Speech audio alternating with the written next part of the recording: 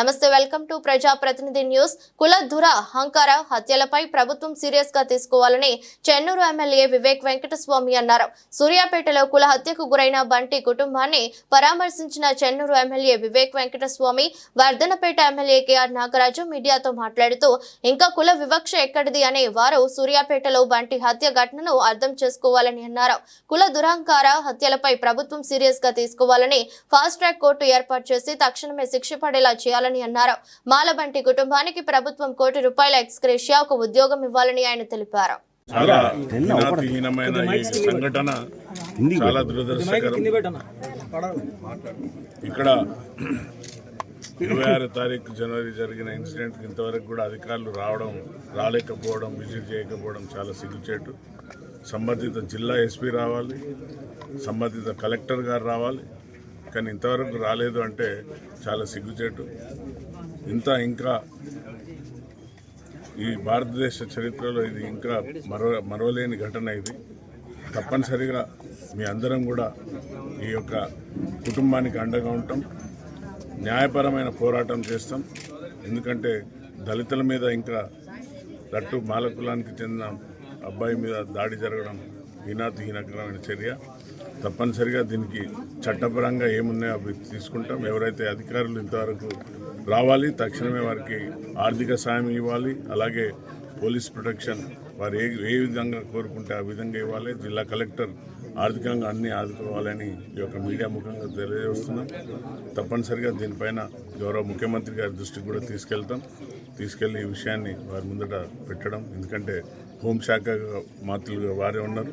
తప్పనిసరిగా ఇలాంటి జిల్లాలో, ఇలాంటి మన యొక్క తెలంగాణలో ఇంకా ఇలాంటి సంఘటనలు జరగకుండా మేమన్నీ కూడా అన్ని వర్గాలతో ఏకమై తప్పనిసరిగా ఇలాంటి చర్యలను ఎదుర్కొంటాం. ఈ సమాజంలో చదువుకొని అంబేద్కర్ ఇచ్చిన యొక్క ఫలాలను అందరూ ఆస్వాదిస్తున్నారు.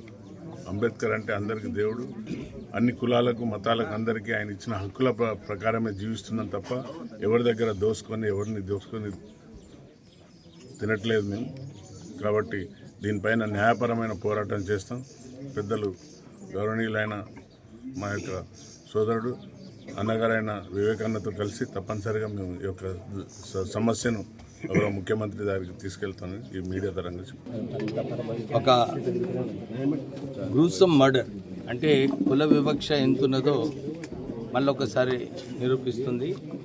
మేము సమాజానికి అప్పుడు మిర్యాలగూడలో కూడా ఇలాంటి సంఘటన అయినప్పుడు చెప్పినాం, ఇది సమాజంలో ఒక మార్పు రావాలి. సమాజంలో ఏదైతే ప్రేమ జంటలు ఉంటారో వారికి యాక్సెప్ట్ చేసుకునే సమయం రావాలి. కానీ కేవలం ఆ కుల వివక్ష ఏదైతే ఉందో, కులం పేరు మీద ఈ మర్డర్ కావడము చాలా బాధాకరమైన విషయము. మేము ఇంతకుముందు చెప్పినట్టు కుటుంబ సభ్యులకు అందరికీ కూడా ఆదుకునే అవసరం ఉంది. మేము డెఫినెట్లీ ఆదుకుంటాం వారిని. రాష్ట్ర ప్రభుత్వం కూడా ₹1 కోటి ఇవ్వాలి, వారికి ఒక ఉద్యోగం ఇవ్వాలి. ఈ ఫాస్ట్ ట్రాక్ కోర్ట్స్ కూడా స్థాపించి 90 రోజులలోనే న్యాయం వచ్చేలాగా చేయాలని చెప్పి మేము డిమాండ్ చేస్తున్నాము. ఇది కూడా రాష్ట్ర ప్రభుత్వం ఒక చొరవ తీసుకుంటే ఒక ఎగ్జాంపుల్ ఉంటుంది, ఇతర వాళ్ళకు కూడా ఇలాంటి ఇన్సిడెంట్స్ కావద్దని చెప్పి వారు ఇప్పుడే అందరు డిమాండ్ చేసేటట్టు ఆర్డీఓ గారు, ఎంఆర్ఓ గారు ఇక్కడికి వచ్చి ఎంక్వైరీ చేసి వారికి కూడా ఒక ధైర్యం కల్పించే అవసరం ఉన్నది.